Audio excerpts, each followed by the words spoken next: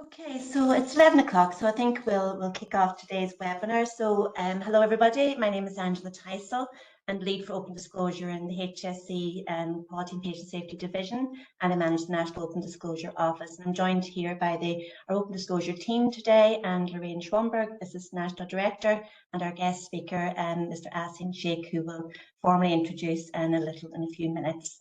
So just to welcome you all to our third webinar for 2023, when we're going to be looking at the legal aspects of documentation. And this is a subject that has come up in some of the feedback we've had from yourselves in relation to your recommendations in relation to topics for future webinars from our webinar series. So just to say, hope you all had a lovely Easter and that you can sit and relax and enjoy today's webinar. So just to let you all know that all attendees will be automatically muted, so you can remain muted throughout the webinar, but please engage in chat through the chat box, and particularly if you have any comments or questions that you'd like to bring to our speaker at the end of his presentation, we'll be very happy to deal with those. Also, if you can introduce yourself in the chat, because we are very interested to know where people are joining us from today, and if you are in a group as well, let us know how many are in your group. So next slide, Catherine. Just let you know that today's session is being recorded, and the recording, excuse me, will be made available on our Open Disclosure website for a short period after today's session. Just to say, you can leave your video turned off and stay muted. And when you join the webinar, you can listen through your computer audio, or for better sound, you can dial in, and the number there is on the screen, and it'll be in the chat for you also. The next slide, Catherine. Yeah. So just to say, there is CPD for today's webinar. There are 2 CPD points from RCPI, and there will be CEUs from NIMBY. We're still awaiting confirmation, and apologies for the delay in getting the CEUs and certs out from last webinar. We still have had a bit of a delay getting it through from NIMBY, but as soon as we have it through, we will send out your certs to you. So these CPD points do apply to attending the live webinar only. And if you do want to have a certificate of attendance, you do need to email the Open Disclosure Office on opendisclosure.office@hse.ie, and we'll gladly send the cert out to you. So I'm going to hand you over now to our Assistant National Director, Ms. Lorraine Schwanberg, who's going to introduce our guest speaker to you today. So thank you, Lorraine. Thank you, Angela. It's lovely to be here with you today. It's a very important topic for us, and it's coming up in a number of different scenarios for us. So we're absolutely delighted to have Mr. Asim Sheikh with us. Just wanted to wish you all also a nice Easter. Hope you had a nice break, and we're very grateful that you're joining us today. And it's really encouraging to see the high numbers of attendance so far. So Mr. Asim Sheikh, he's a Barrister-at-Law and he's the Assistant Professor in Legal Medicine at UCD School of Medicine. He works and practices in the area of clinics and medical healthcare law, and he's also an accredited mediator. He acts for and advises a wide range of healthcare clients and organizations in contentious and non-contentious work, regularly representing them before the courts and occasionally at international level.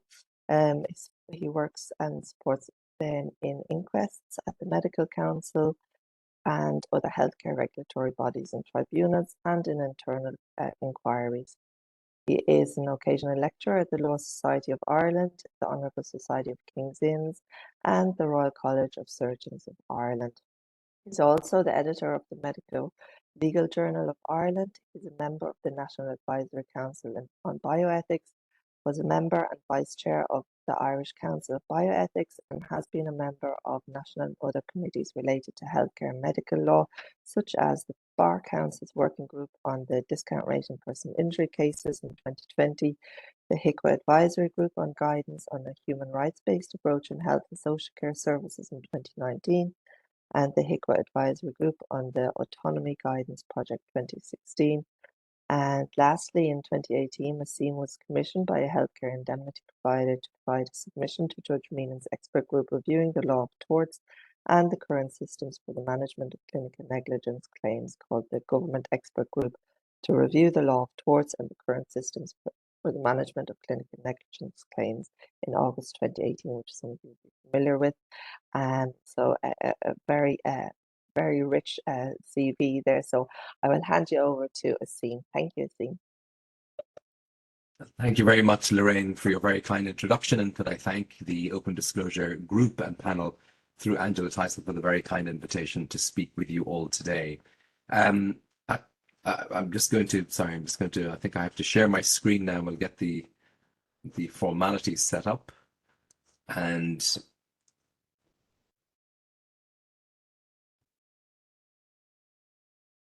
hopefully you can all now see my presentation. We can see it. Fantastic. Well, a good morning to everybody today, and thank you very much for your attendance at this seminar. There are a number of things I'd like to talk about today, and I've provided some material to you all, which hopefully will be of some relevance, and we'll be talking to some of the topics, but hopefully you'll be able to dip into the article, which goes into a little bit more detail. To get to the crux of it, medical legal aspects of record keeping and documentation. It goes without saying that this is an essential aspect of all of your work, and it obviously has a medical legal ramification, and we're going to talk about all of that today. Hopefully this is not going to come across as some sort of scaremongering, because it sometimes happens with sort of these medical legal sessions that you all sort of run and flee to the hills afterwards with panicked questions. Hopefully there is a positive in all of this that ultimately will help all of you in your practices, and it will help to sort of defer and deter some of the issues that arise in the litigation aspect of things. So we'll start off with the very basic issues, and they are very basic, and they sometimes sound a little bit insulting to your collective intelligence by sort of asking, well, first of all, what is a medical record? Secondly, what are medical records for? It's always worth reflecting on the basics. You know, in the fog of difficulty and complexity, sometimes it's a good idea to revert back to first principles, to simply see where we stand in relation to certain basic issues. So I will start by simply regurgitating what most of you will already know. If you go to look at a definition of medical record, there are lots of different definitions. So we might as well start with what the HSE has said in its HSE standards and recommended practices for healthcare records management, going back to 2011. The healthcare record refers to all information collected. I have underlined and bolded the words all information collected, and I'll come to that in the second bullet point. Processed and held in both manual and electronic formats pertaining to the service user and their care. It includes demographics, unique identification, clinical data, images, investigations, samples, correspondence, and communications relating to the service user and his/her care. So effectively, it's a very, very wide definition. And even if you were to have any difficulty with that definition, it doesn't really matter where you look, whether you look at the academic literature, whether you look at other guidelines, including our own, any national guidelines, medical council, nursing guidelines, you're going to come across something similar. So it's hard for anybody to really disagree with that, apart from some of the language you might disagree with. But in terms of the actual description of what a medical record is, that sums it up reasonably well. Again, I said to you that all information collected is an interesting overall phrase to use, and I think it's the correct one to use, especially now in the, let's say, age of GDPR, but we've had data protection for a while. One of the important issues that arises in relation to medical records, but more so it arises in the context of if somebody comes looking for records and information about your transaction with the patient, and I'm talking about, obviously, and there's no point being coy about it, but a tribunal or a court of law in relation to periphery information. Questions you need to ask yourself as practitioners is, are you keeping patient information other than what you regard as the bundle, which is the healthcare record? And I'm old-fashioned, so I say bundle.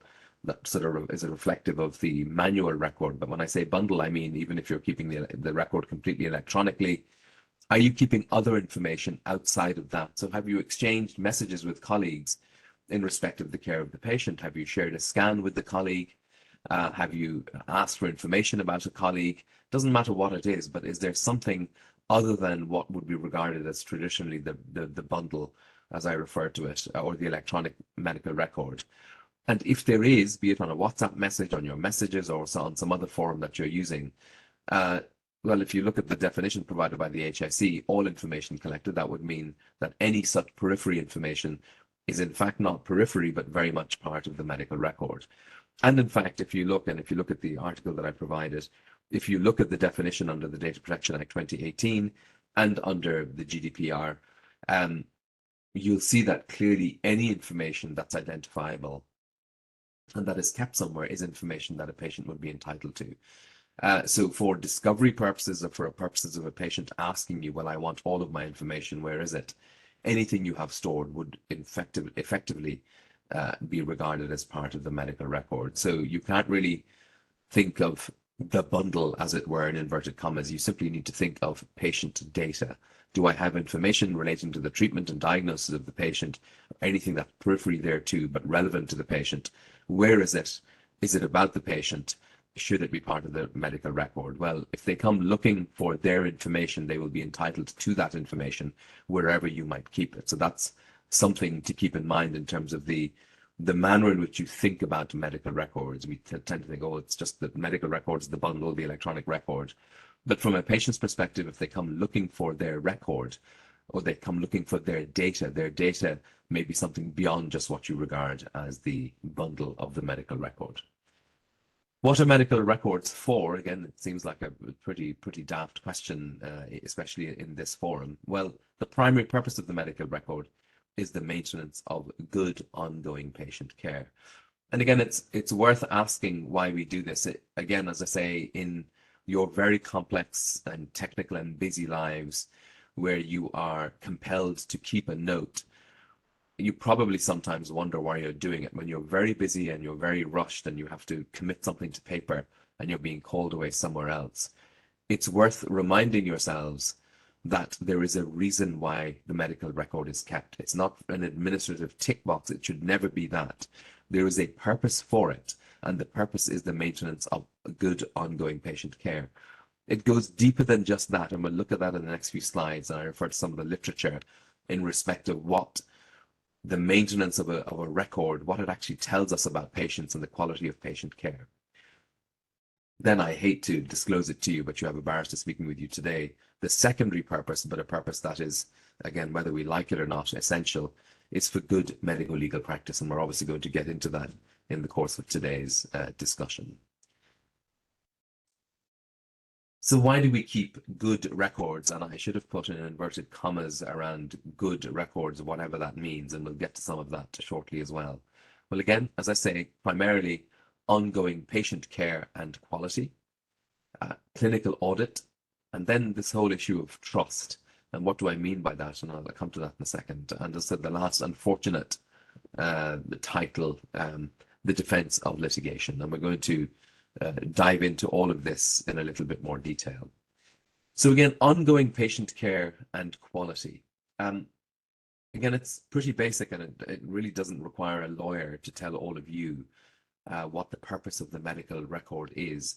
But in any given scenario, if any party that had the care of a patient were required to see what had been done to the patient, they should be able to open the patient record at any given stage of their care and be able to ascertain in chronological order what treatment this patient has received and what has been the outcome and the course of their illness or their condition. And very interestingly, the literature that we look at tells us a lot about medical records and what they actually mean. And I find this surprising, but as I said, I'm simply quoting the literature and the work that's been done in looking at medical records. So this is an article from BMJ Quality and Safety by Zegers and others. And they looked at sort of records and they examined them, and what they revealed is important. They said the poor quality, what do they define as poor quality? Completeness, readability, and adequacy of the available patient information was associated with higher rates of AEs, adverse incidents. The quality of the recorded information in the patient record seems to be a predictor of the quality of care. Better registration of patient information could contribute to better patient outcomes and safer healthcare. I appreciate the danger of just giving you one small soundbite from a larger piece, but it's an important finding because it tends to back up the myth that you might be told, well, if the patient record isn't good, what else is going on? And that's what this tends to indicate to us. And some of you may immediately raise an eyebrow and say, well, that doesn't really make any sense. But this is what the literature is telling us. And it therefore begs the question, what is happening if the quality of the record keeping is poor? There are clearly a number of things going on. Whatever those things might be, they tend to tell us that the quality of care being received by a patient could be better. So there are questions to be asked, and it's a lesson to us that if you're thinking about this discussion today, if you're thinking about the fact that we're all so busy and we seem to be forced into, for medical legal reasons, to write records, that's not really primarily what is going on. As I said, you have to bring yourself back to first principles, that the purpose of the record is ongoing patient care and the quality of care that the patient is receiving. And if the quality of the record is being diminished, there are other factors playing into this that's going to affect the quality of care being received by a patient, but it is an important indicator. What does the law say about the purpose of records? Well, the law says exactly what I've said to you in terms of purpose number one, which is ongoing patient care. So a number of examples, and again, I said, I don't have to keep saying, you can refer to the article for more detail, but again, just a small example of some of the cases, and they tell us very instructively what the courts think about the purpose of medical records. Hughes and Staunton, Collins and Daly, it's an early decision. Early in law is not that early, from the 1990s, in relation to a number of practitioners who were sued in relation to an allegation that the prescription of Largaptil, a drug, was excessive and not appropriately monitored in the patient. The second and third named defendants were GPs. They had both prescribed, it was alleged they had prescribed an unsuitable drug to an excessive dose and failed to monitor its effect. The question, sort of from a causation perspective, was whether or not the drug worsened the condition. The answer was no, and the case was in fact dismissed. But the GP's notes were criticized by the High Court. It wasn't relevant to liability, but this is what the court said about the records, and again, it's enlightening what the court has said. The primary duty of a doctor is to treat the patient. Included in that will be the keeping of such records as are necessary for the continued treatment of the patient on a properly informed basis. It is not a duty to the plaintiff, but a counsel of wisdom in his own interest, that the doctor should also keep sufficient notes of his dealings with his patient to enable him to refresh his memory therefrom, and thus be in a position to state positively and precisely, if required in the future, what he did. So the first part of that quote goes to the primary purpose of the record, that is for the treatment of the patient.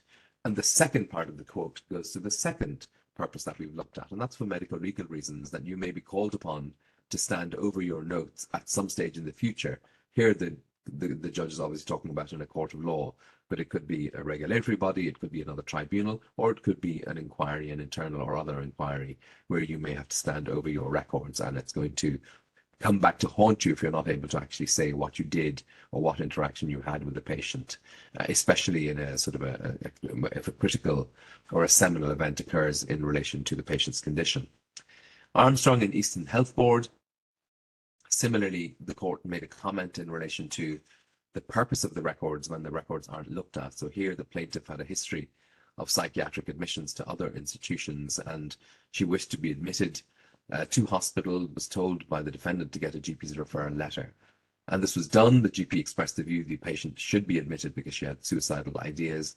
However, on the second attendance to the defendant's hospital, the duty doctor hadn't seen this patient before and didn't read the medical records, discharged the patient, concluding that she wasn't depressed or suicidal and suffering from only, in open quote, simple schizophrenia. The plaintiff threw herself off a balcony since she sustained a serious injury, and the High Court found the defendant to be negligent in failing to consider the referral letter and the medical records, indicating that had they been read, the patient would have been admitted and the injury wouldn't have occurred. And Judge Egan said, I do not hold that clinical notes or entries in logbooks must always be read in all circumstances. There must be many occasions where there simply is not sufficient time and an emergency decision is required. Notes, however, are made for a purpose and should be read in the ordinary course. The ordinary course, again, goes back to our primary purpose of a medical record. That is the ongoing care of a patient. Otherwise, what you have to ask yourself is the point of going to the effort of writing a record if they're actually not going to be used or considered when they are required. Your obligation in respect of medical records is clear in terms of when you look at any national guidelines and you look at any regulatory guidelines, Medical Council, HICWA, HSE, it doesn't really matter where you look, and there are a number of guidelines which speak to the same thing. The word accurate or accurately keeping records comes up again and again. So if you look at the Medical Council guidelines in the past and the latest edition, the 2019 edition, you must keep accurate and up-to-date patient records, either on paper or electronic form. They should be legible, clear, include the author, date, and where appropriate, the time of entry using the 24-hour clock. HICWA standards, standard 8.3, you can expect that people working in your healthcare service will record information about you accurately. So again, accuracy of the record is important in how you record it. And that immediately brings up a very interesting discussion, which we may not have time to delve into today. In fact, we won't, because it's probably really a practice issue, although it has medical legal ramifications. And that's the whole issue of, being given appropriate space and time and resources in which and by which to properly and appropriately record your interaction with patients. And undoubtedly, if I were to ask any one of you, do you have enough time to do this properly? Your answer, I imagine, would probably be no, we're simply too busy. That's not unexpected, but that doesn't provide an excuse for you not to write or record appropriately, properly, and accurately. And it's an interesting discussion. It's an interesting discussion that we might have at the end of today's session about how technology, in fact, is now catching up and providing resources. There are now commercial companies. There's commercial software, which is very well-known software that's been around for a while, but is now finally has the computing power, especially with the introduction of AI, which everybody's very fond of talking about at the moment. But these large language models have been used for a long time in other work forums that allow you now to record information very accurately by you not having to write anything down. And the question that arises is that a medico-legal minefield, or is it in fact the cure to most of our problems in relation to how we record information about a patient? And that's something I'm going to ask you just to lodge that thought in your minds. We might come back and have a collective discussion about that later on today if time allows. Again, as I said, you can look at any given guideline, older midwifery guidelines, the most recent code of conduct for registered nurses and midwives, the Medical Council guidelines, anaesthetist guidelines, again, the HSE standards in relation to records management. All of them will tell you the same thing in relation to the obligation to record and accurately record information regarding the patient. So then another reason, so that's sort of the medical reason, the basic medical legal reasons why we keep records. Obviously, part of the record, apart from the direct issue of the care of the patient, but in the longer term, the quality of care that a patient receives cannot be assured to be of quality unless it's audited, unless there is some sort of quality assurance mechanism that continuously goes on, by which you measure yourself to the best, or a gold standard, or whatever standard you wish to measure yourself by. The classic model of clinical audit. Again, the 2011 HSE guidelines, a healthcare record which is structured, facilitates the monitoring of standards, audit, quality assurance, and the investigation of complaints. There is a presumption that you will be able to rely on the records to be able to do that. Obviously, if you're doing any sort of look-back exercise in relation to, be it an incident review, be it general practice vis-a-vis patients, in relation to any given scenario, if you open the medical record and there's scant information there, or it's continuously not appropriately and properly kept, you are not going to be able to engage in any of those exercises, because the basic information required by which you make that measurement, or by which you measure a metric, simply won't exist. And that's why, for the purposes of a longer term quality control issue, in other words, through clinical audit, the medical records need to be kept up to a certain standard so that you can rely on them for that purpose. And that may not be the primary purpose, but it's an ongoing purpose. It's always something that you're going to be doing. And some people would argue that therefore that's absolutely essential. It is in fact not a secondary purpose, but a primary purpose, because the primary purpose for which a patient enters a hospital is to receive good quality care, and therefore it shouldn't be thought of as secondary, but rather as primary. Medical legal purposes, obviously the underpinning theme of today's discussion is about medical legal purposes, but in case you have any doubt about the fact that the record is medical legal in its nature, this is the previous president of the High Court, Judge Nicky Kearns, in a regulatory matter with Madison Medical Council, where he stated what I would think is an obvious axiomatic issue, and that is that the medical record is essential for medical legal purposes. This is what he said.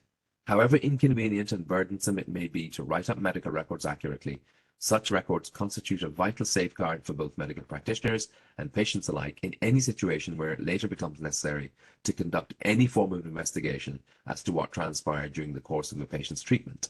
Every practitioner must be taken as knowing that records may later be used in court proceedings or other investigations or inquiries, and hence their importance is self-evident. So again, as I say, our courts have said this time and time again, and Kearns has elucidated that basic principle very well. And the ramifications of not doing this properly also become evident, and we're going to spend a little bit of time looking at that over the next few slides. Again, when we talk about, the quality assurance issues in relation to patient records, I'm giving you a relatively daft scenario, and this is well below the par in terms of your collective intelligence, and you will understand this far better than I do. But a very, very simple example of issues that came up in practice, and many of you will remember what was touted then to be the floodgates of superbug infection control cases, and they were MRSA, Clostridium difficile cases at the time. They weren't floodgates. Some of the cases settled, some of them went forward, but there wasn't a sort of a floodgates issue. But some of the issues we came across, and especially at inquest, again and again, was the issue of medical records. And we often had lots of queries from coroners and other people in relation to this issue. So again, very simply, if you record the treatment of a patient, what does it do? It informs the standards of care at the time in relation to diagnosis and treatment. Why does it do that? Well, it does that because it tells us what the practitioners at the time were doing in respect of the patient's illness. So that in itself may be evidence of the practice that existed at the time, and it's informative as to what the practice was or wasn't. So if you look at a simple vignette, sort of case number 1 here, plaintiff claims he contracted MRSA during a procedure whilst a patient at a hospital, then claims negligence for breach of duty for being exposed to a risk of injury and the failure to adhere to infection control policy. So then we end up, if the patient unfortunately meets their demise, we end up at an inquest or it goes to trial. And often at inquests, hospitals were very good at producing the procedures, the infection control procedures. But the problem that more often than not occurred in those cases was that when we looked to the medical records to see whether or not the procedures were actually put into place, even though the staff would tell you they did A, B, or C, they simply didn't record that. So basic issues arose. So for example, in relation to nursing notes, was barrier nursing utilized? Well, the evidence that you were being told orally was that it was, but when you looked to the medical records, you couldn't find a recording of it. The classic issues that arose from a clinician's perspective and from the laboratory perspectives was the recording of antibiotic regimes. So vancomycin at the time, obviously, it's a word that's seared into our brains, because obviously it's essential, the timing of when you start prophylactic antibiotics in relation to how an infection takes place. But often when we looked at the drug cardex or the information, even though the practitioners were telling you, yes, of course, it would be my standard practice, that, once I got the okay from the laboratory, from microbiology, we would start vancomycin. But when we looked to try and correlate the clinical records along with the drug cardex and the nursing records, you couldn't find a coherent linear progression. What you'd expect to find is microbiology report indicates vancomycin to be used. Vancomycin commenced at 9:10, and then you'd look at the drug cardex, you'd find the same time. You'd look at the nursing record, you'd find the same time. You'd look at the practitioner's records, and you'd find the same time.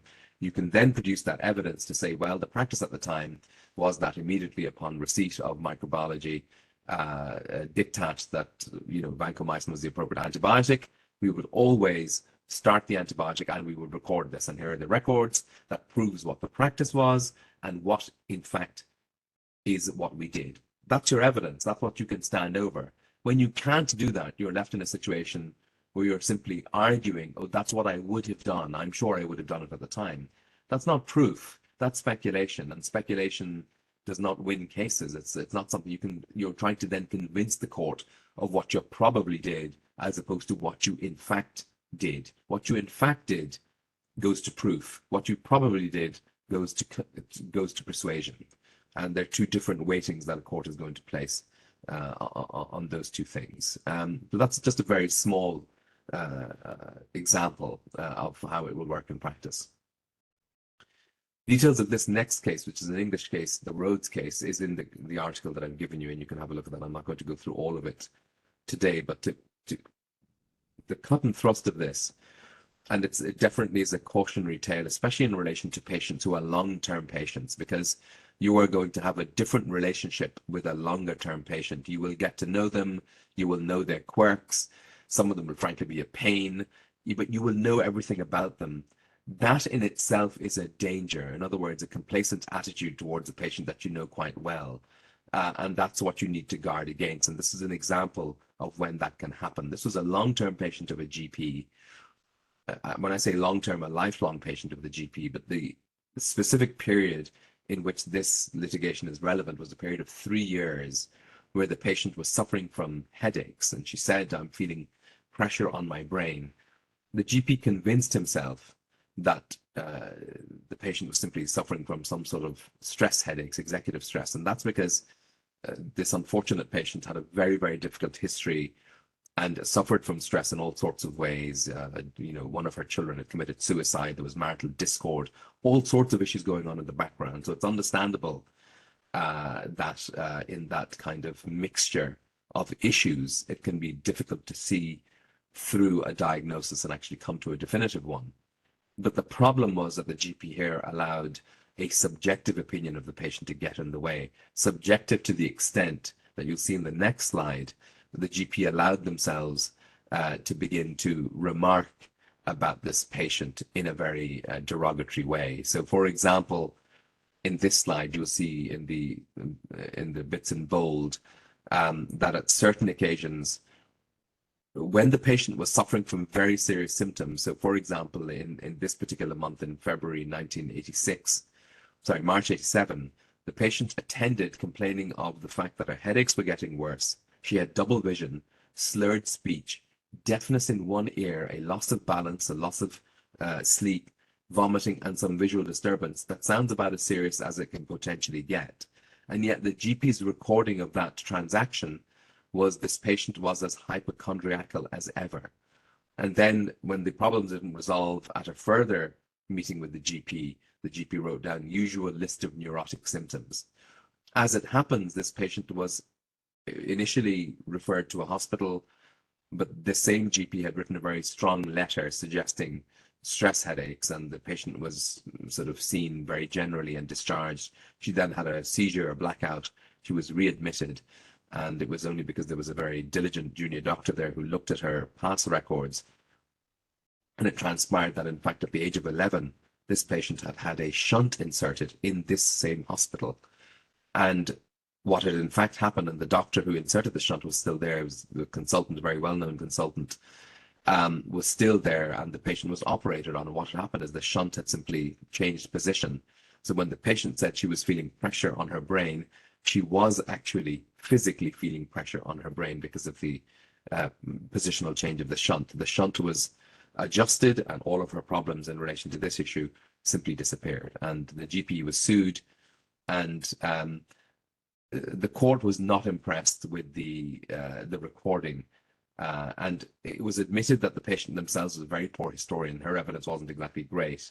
And the GP had said, look, I had always known about the shunt, but what I was doing was I was coming to a sort of a secondary diagnosis, but it's a differential diagnosis, but I knew about the shunt, and that not evidence that was really believed.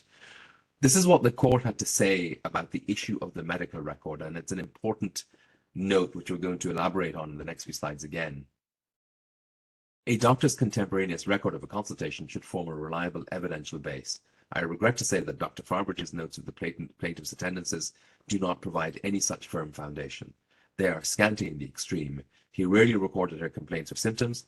He rarely recorded any observation. Usually he noted only the drug he prescribed.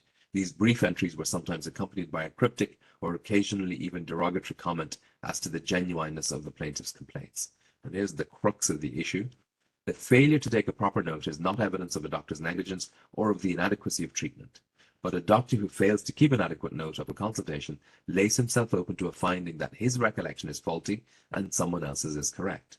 After all, a patient only has to remember his or her own case, whereas the doctor has to remember one case out of hundreds which occupied his mind at the material time.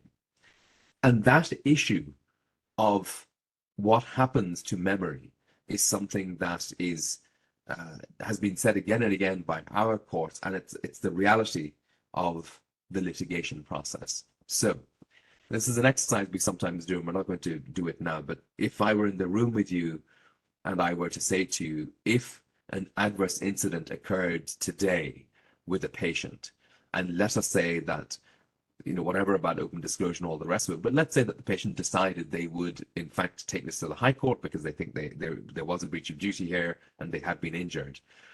From today, when do you think this matter is going to go to trial? And everybody's going to, you're all going to put up your hands and give me different opinions, and we'll kind of do a sort of a little competition, go 1 year, 2 years, 3 years, 5 years, 8 years, 10 years. And the answer is all of you might be correct, but I can't give you a definitive number. I'm sure somebody has the stats, but certainly anything between 3 years, 8 years, and obviously in cases like obs and gynae cases, you're going to be looking at 18 plus years and longer for historic cases, anything up to 30 to 40 years. In fact, we recently finished a spate of litigation where I think the oldest record and the oldest incident was 61 years old. It was an obstetrics case. And there were very few records. In fact, I think one entry in a logbook was the only record that we had for the defendant in one of the cases. But the obvious point of this conversation here, what are you going to remember in respect of a plaintiff? Unless something dramatic, horrendous, you know, something out of a horror movie took place that was so visually disturbing that you would never forget it. If it was simply an adverse incident leading to harm, you probably would not remember the patient, you probably would not remember the incident. And that's not a criticism, it's the reality of memory. 10 years down the line, 8 years down the line, 5 years down the line, as the courts have said, you will have seen thousands of patients. And unless it's something stark, you're not going to really remember the details. And even if it is stark, you may not remember the fineries and the really, you know, the micro details in respect of the case, unless you have kept a record very carefully. What's the plaintiff going to remember? They're going to remember everything. And the other thing that might have occurred is that they may fill in the gaps because they're looking for answers. They will have seen, if there's a case going on, they will have seen medical legal experts, and other stuff might get filled in, whether deliberately or otherwise. It's sort of like a litigation exaggeration, and it's a known phenomena. That gaps will be filled in. It may not necessarily be the truth, but in the search for what happened to me, the patient's narrative and their train of thought is going to be very different to yours, because you don't have to live with this issue, and you won't be living with it, unless, of course, you are directly involved and you remember all of it. The reason is simply because you're dealing with other patients. So when you come to the litigation table, you do not come at it with an equal playing field, unless your record has been carefully kept, so that you can look at the record and say, well, I don't remember the patient, but I keep very careful records, and yes, I have no reason to doubt that this is a very careful recording of the chronology of care in respect of this patient, and you're able then to stand over that record. Okay. Again, our courts here have commented on that as well. In O'Neill and Rawlach, you'll see that the procedure, again, in terms of timelines, had been performed 12 years prior to the trial. And the medical records assisted the court in preferring the credibility of the defendant as opposed to the patient/plaintiff. And now retired Judge Michael Moriarty said this of that situation: the unique experience of the plaintiff is likely to be more indelible than the recollection of one of many procedures undertaken by a busy neurological surgeon, with a clinical caseload exceeding, on the defendant's own evidence, 350 patients a year. However, the defendant's practice of maintaining handwritten notes also gives a more reliable picture. So again, you can do, as the Americans say, you can do the math. 350 patients at least divided by 12. That's a lot of patients, and you're not going to remember all of them in great detail. Where there is a careful note written, you can then rely on it, and that's what Judge Moriarty was saying in respect of this case. The ramifications of not doing that there is a ramification. And this is an example, and any of you who've heard me going on about this, you know, will know about this case, and you will have heard me talking about this case, and I talk about it for, I hope, good reason. O'Sullivan and another, the another being the obstetrician and the Monsegur Hospital, decision of 2004 of Judge O'Neill. And this is a shoulder dystocia case. It's an obstetrics and gynecology case. And I don't need to, I'm sure you can share with your colleagues, for those of you who aren't in obs and gynae, what the nature of this medical emergency, of this obstetric emergency is. It is an obstetric emergency, and if it's not tended to, it can obviously lead to a compromise in respect of the health or life of the child, and also very severe consequences for the mother. Effectively, the child's anterior shoulder is stuck in the birth canal, and it's not a position anybody wants to be in, so you have really only a few minutes to try and resolve this. This case goes back to 1996, and sort of from about 1992 onwards, what is now an established procedure to try and help disimpact the shoulder is what's known as the Mac-Roberts maneuver. So that's simply the mother, the woman in knees up position in stirrups or being held manually, whatever the mechanism might be, to try and widen the birth canal, and therefore hopefully the shoulder kind of slips out. I speak as if I'm a doctor. I'm not. It's just from reading too many of these things, in case any of you are mistaken in thinking I have a medical degree. I do not. So in this obstetric emergency, if this arises and you happen to be the practitioner, and you in fact follow the procedure and place the patient in the Mac-Roberts maneuver, you would imagine that you would write a note of that. And that's important because you're trying to understand if something happened in the delivery, what happened, how did it happen, how was the delivery affected.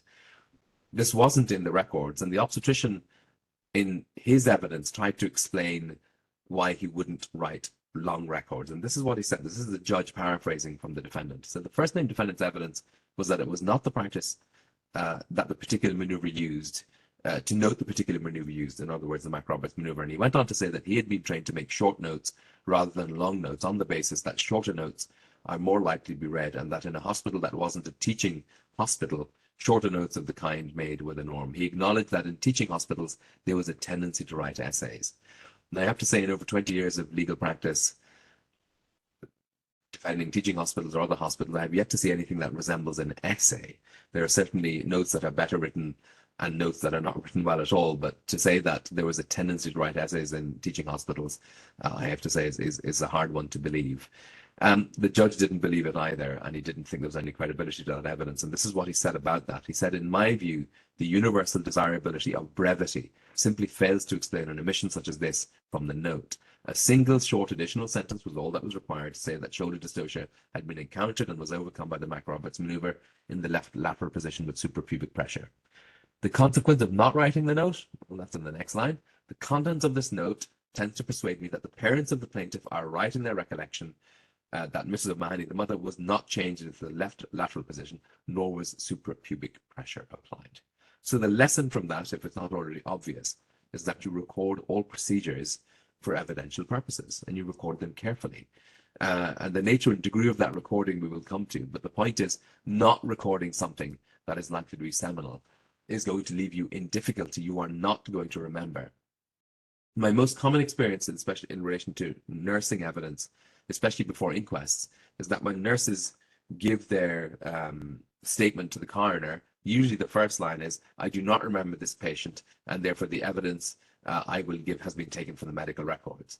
So immediately what you're saying to a court, any court, and you're saying it to the coroner, is that if you put me in the witness box and you ask me my recollection of this event, I don't have any. So all I have is the record. That is what your evidence now is, because it's a signed document. It's a statement that you've signed, and that's your evidence. So then that opens the door to the coroner to say, well, let's have a look at the records, and what do they say? And they will look at it, because you've said, I don't remember the patient, but I'll rely on my records. If you rely on your record better state some indication of what happened to this patient, and you'll then be quizzed on the records. And I'm going to come to this in the next slide in terms of, this is just a little bit of getting into some of the legalities, just to make sure that we avoid any misunderstandings about the nature of records from a legal perspective. Is the medical record proof of anything? And the answer is no. It doesn't become proof until something is done to those records. So the record has been kept. Lots of people have contributed to the records. You've contributed, doctors have contributed, nurses have contributed, lots of periphery healthcare individuals have contributed, and the entire bundle of the record is the collection of everything that has taken place in relation to the care of the patient. They become evidence in two circumstances. Number one, which can happen often but doesn't always happen, is that the parties to the litigation agree to admit the medical records to trial without formal proof. In other words, both parties are saying, look, we trust that we don't have to call the authors of everybody who has written the record to give evidence, because we trust that, you know, this is primarily the evidence we're going to rely on. So we don't have to actually call them to say, yes, this is what I said. We're going to take it that this is what has been said. Now, there's new legislation, it's not new anymore, that originally was meant for business record, but there is an indication possibly that the legislation now reflects this same thought, that anything written down in a business setting, which might include medical record, potentially could be held to be evidence, because otherwise why would you write it down? That hasn't been tested in the courts yet, but there is opinion that suggests that might be the case. I'm not going to say anything further about it today. That's scenario number one. Scenario number two, you don't admit the records formally between the parties. And then what happens is that the author of all of the records that are in dispute will be called to give evidence and therefore prove the content of the record. And that sometimes has to be done, because you're going to say, well, what I wrote is not necessarily what I meant. What I meant was something else. And the only way I can elucidate that is by giving evidence. And therefore you won't agree with the record, and you'll be called in to stand over the record and be cross-examined, examined and cross-examined in respect of that record. When there's a dispute, then, as I say, the author must be of the record must be called. All of the parties can then examine and cross-examine the author of the record to test the evidence of what is in that record. That is how litigation works in this jurisdiction. It is based on oral evidence. The primary mechanism of ascertaining oral evidence is by examination in chief by your own lawyers and cross-examination by the other side in relation to what you said, did, or wrote in respect of the record.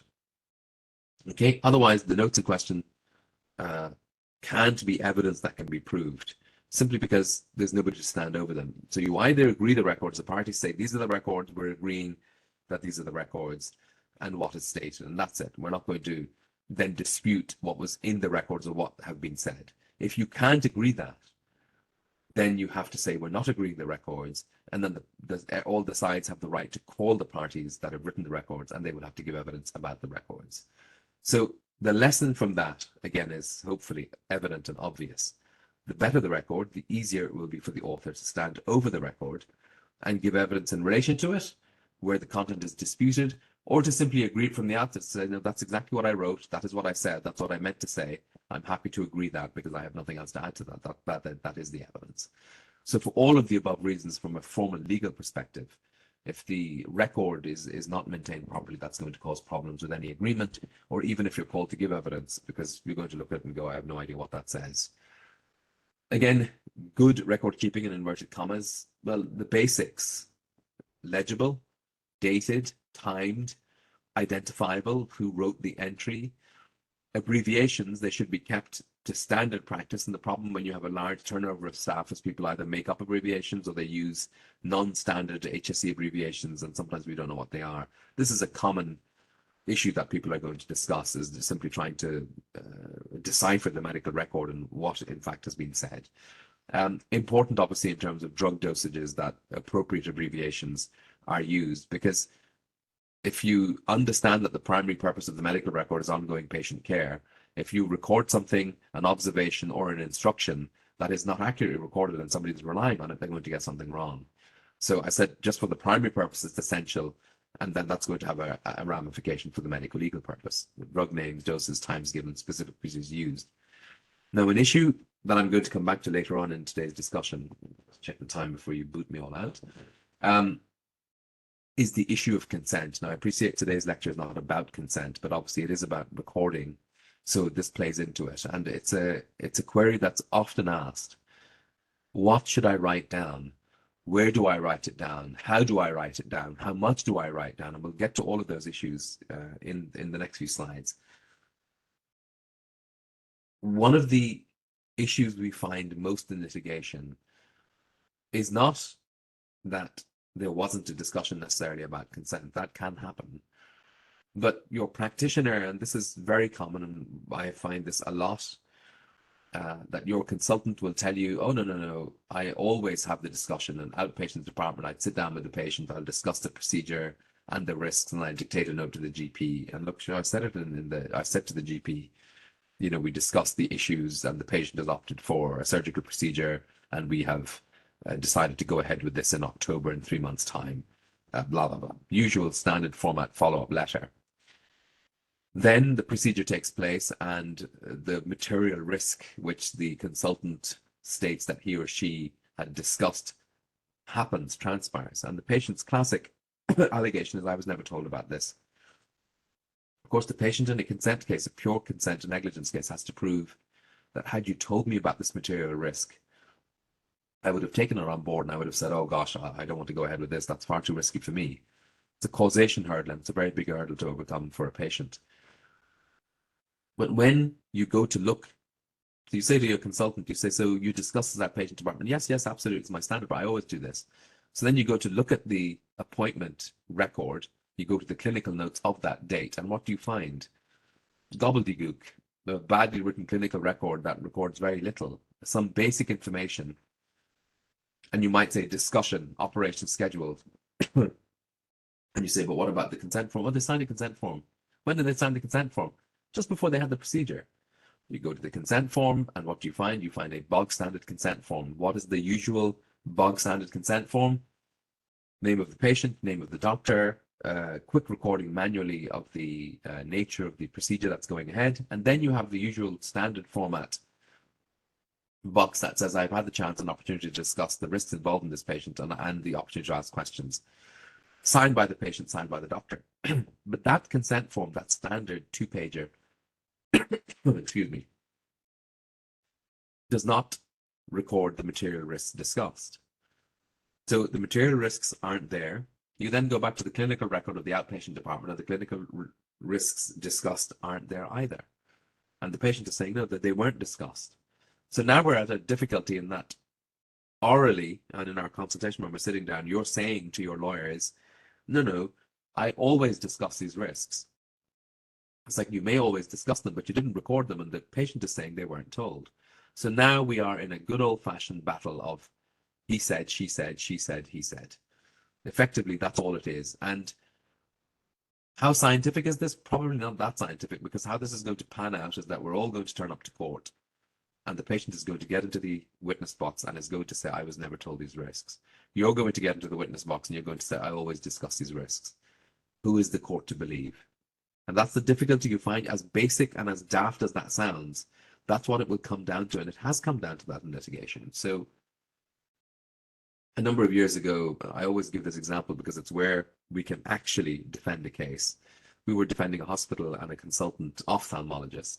The ophthalmologist was carrying out a cataract resection procedure, and it was a simple procedure. I say it as if, again, I'm a surgeon.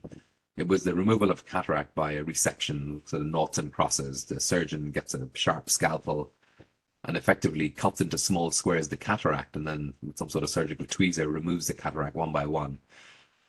One of the material risks of that procedure is that the scalpel, being a scalpel, can perforate the globe of the eye. And if that happens while you're doing this, pieces of the cataract can fall into the eye.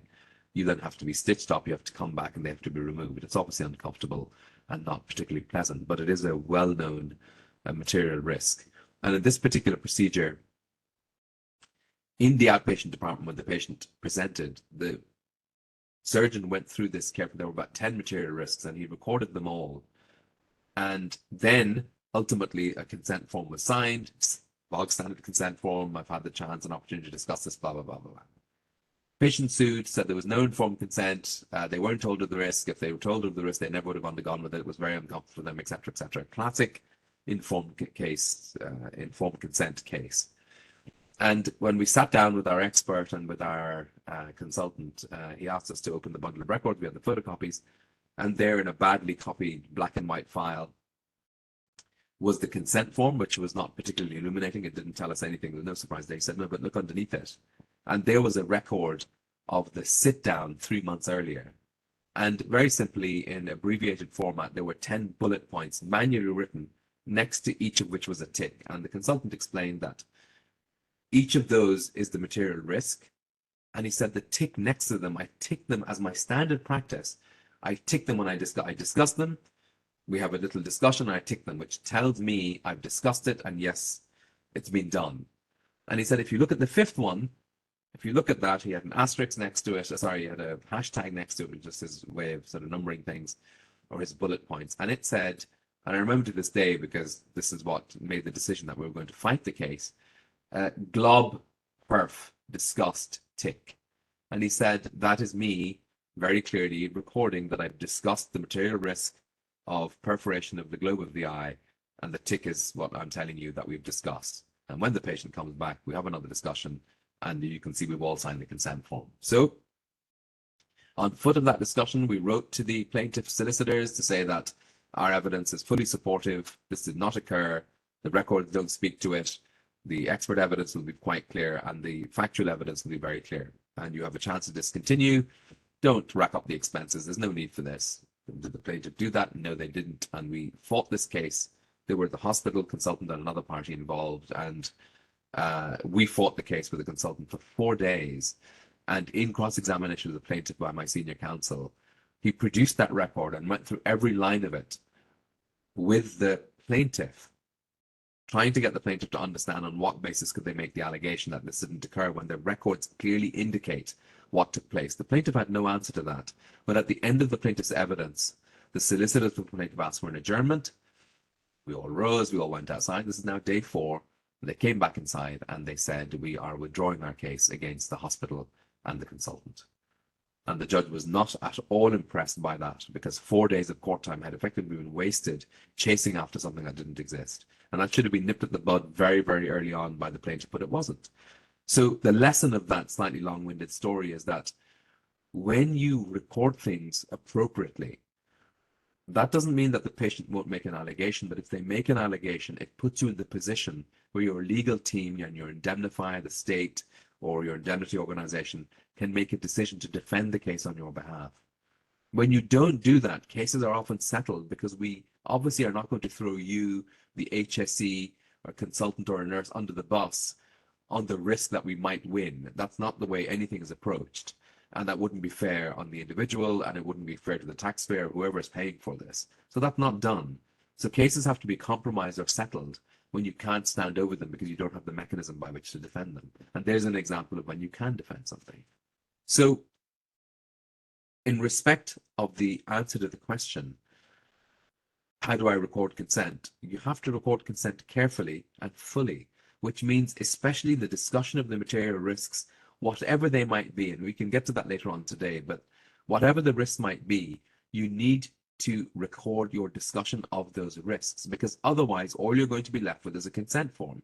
And patients, it's not that they don't sign consent forms, they do sign them. But what they say is that nobody discusses, I was given this literally a few hours before the procedure, of course I signed it. But nobody told me about this risk. So it's only when you have a sort of a dual collection of the process of consent that's recorded that you can stand over the process. What is that process? Again, from the case law, this is not a lecture about consent, but I'm happy to discuss it. And we will be looking at it a little bit more detail later on today. Your discussion with the patient, the discussion of the risks, the fact that you gave them information leaflet, and yes, if you have one, you should give one to it, but you need to record that it was given and the date on which it was given, and that's a technical issue that's done very badly. That's because as a practitioner, you rely on somebody to give the patient the consent form. The secretarial staff, admin staff, or there's some sort of procedure that everybody thinks exists, but nobody can put their hands on, whereby a leaflet gets to the patient.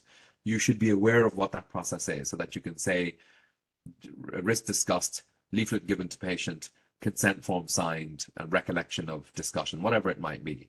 Okay, and they don't have to be essays, but there needs to be some recording of the process. And when you've recorded the process, then you can make a decision.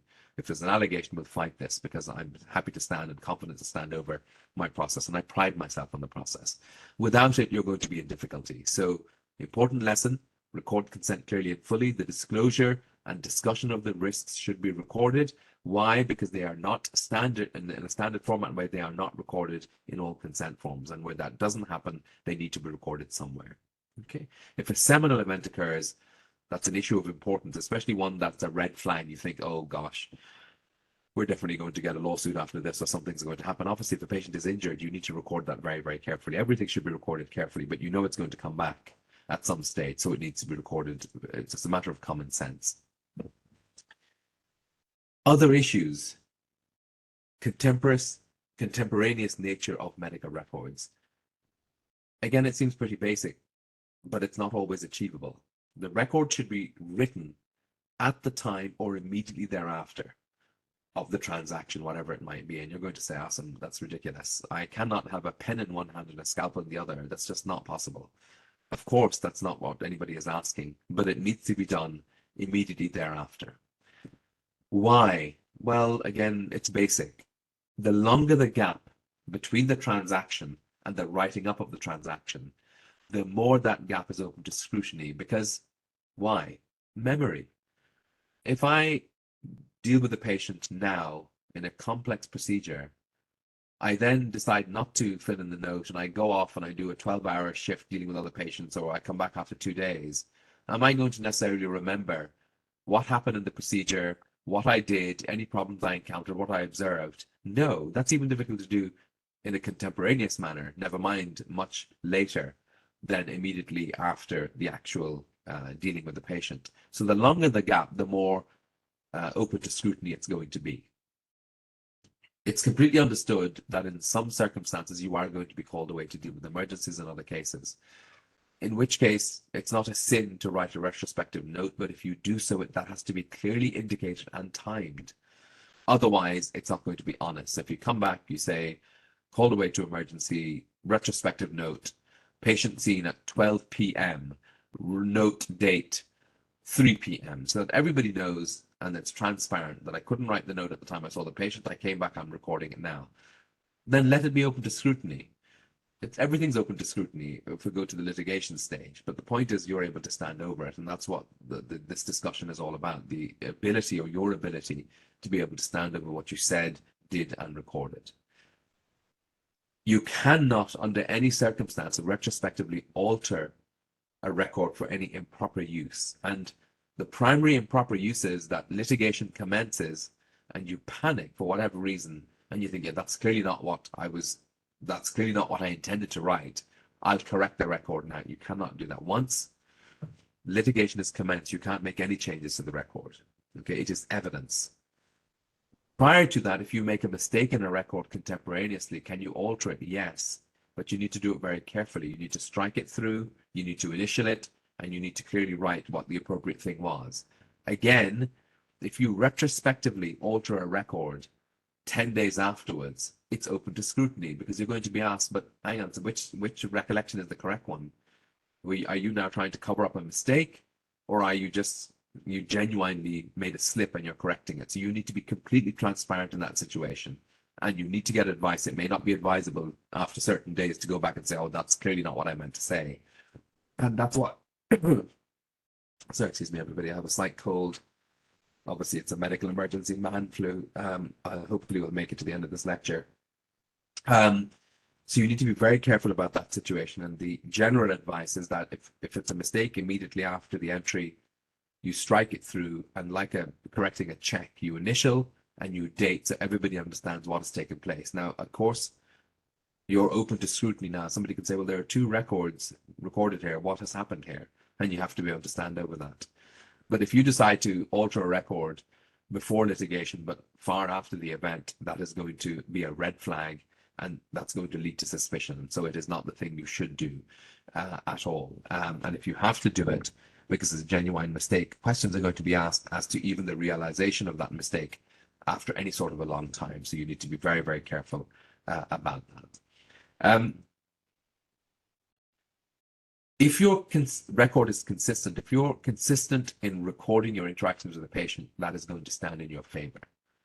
Okay, and this is an example of when it stands to your favor in litigation. So in Rossiter and Donlan, the case going back to 2019, this is related with diagnosis of breast cancer and what the doctor recorded and the extent to which they recorded what the patient said to them. And here, the doctor clearly recorded their concerns about the patient. And then an issue in relation to a possible lump occurred in the patient that this wasn't recorded. And the court didn't believe that because they said it wouldn't be consistent. Everything else was recorded, so there's no way that if something was said to the doctor, they wouldn't have put it down. And this is what the court said, Judge Barr in the High Court. I prefer the evidence of the defendant, the doctor. In particular, I attach significance to the fact that there is no reference to any such concern of breast cancer in the defendant's contemporaneous notes. She had recorded the concern on the part of the patient in relation to a possible lump in her left armpit. So in other words, so I should have explained that a little bit better. The patient had a concern about a lump, and it was recorded. So if there had been another concern, it goes to reason that the consultant would have also recorded that. There'd be no reason in that consultation why one concern was recorded and another wasn't. It just didn't make any logical sense. And the judge said, saying there was absolutely no reason why the defendant would have recorded that concern, which was expressed to her by the plaintiff, but would not have recorded any other concern also expressed to her by the plaintiff. Accordingly, I'm satisfied that the absence of any reference in her notes to the plaintiff at being concerned about the possibility of having breast cancer or being concerned about breast cancer generally, it is persuasive that no such concern was expressed by the plaintiff to the defendant on that occasion. So if you are consistent in the way that you record, if the patient then makes an allegation, oh, but I said this to you and you didn't record this, but I did say it to you, the court will clearly be able to see how you consistently record things about the patient. And in this situation, they didn't believe that the patient had in fact expressed the concern at all. Not because it wasn't recorded, but because the court said that the plaintiff wouldn't have expressed it. Otherwise, the doctor wouldn't have recorded. Why would you just record two aspects of concern and not another aspect? So there, the court believed the defendant in this case. Also recently, and very interestingly, the issue of carefully recording what the patient says to you came to the fore in Freeney and the HSE. Some of you may remember this. This was not a cervical screening case, but a breast cancer screening case. And there were an allegation against the HSE in the normal way, but also an allegation against the radiographer, which is a little bit rarer. But there, the issue was that the radiographer didn't appropriately record what was indicated by the patient, and therefore it wasn't passed on to radiology. It's a very interesting issue for those involved in diagnostic imaging, that when the evidence was looked at, it was quite clear that the radiographer was a very careful recorder of information. And this is the evidence from the radiographer, paraphrased by Judge Hyland in the High Court.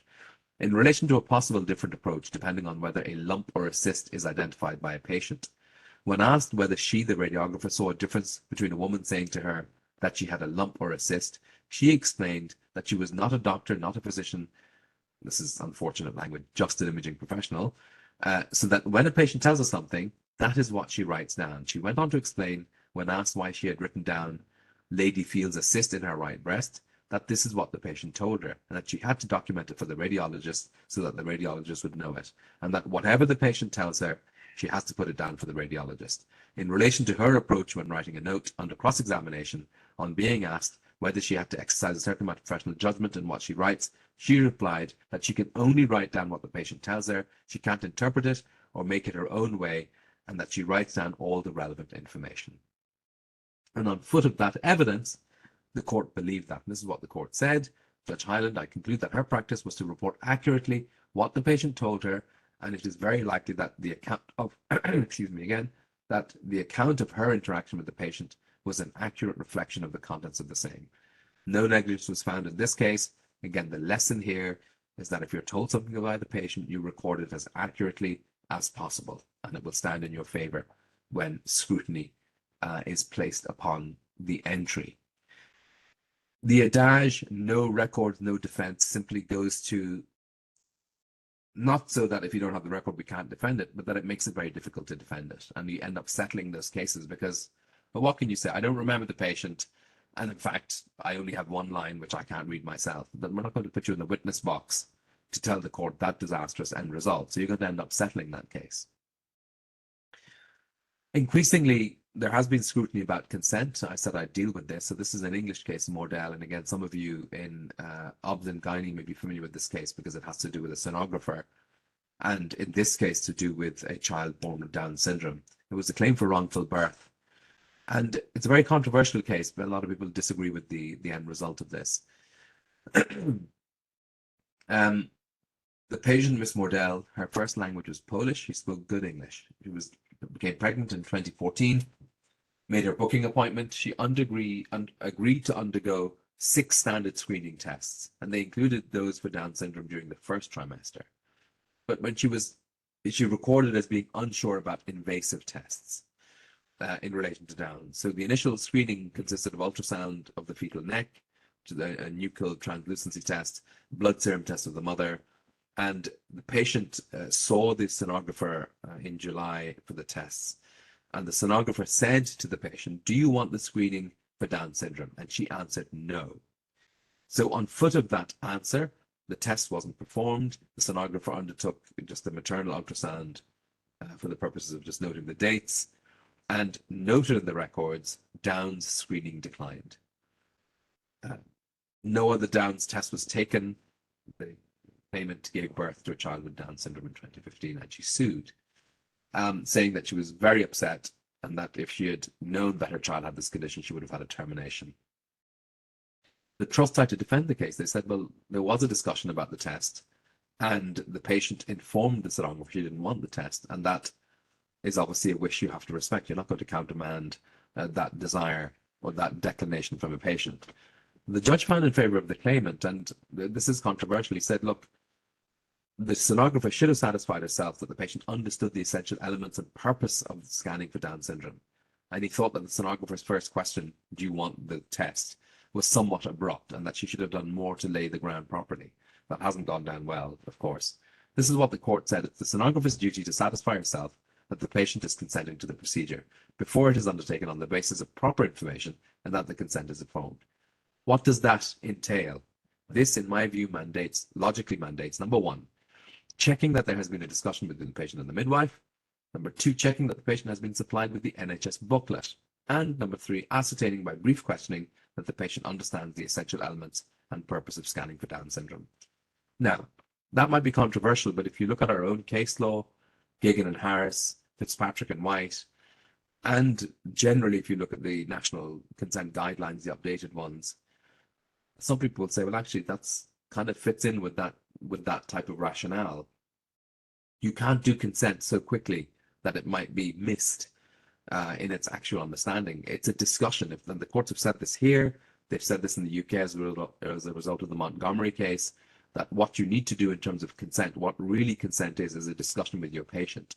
Because without that, this is exactly the kind of situation you get into, patients not really understanding what you say.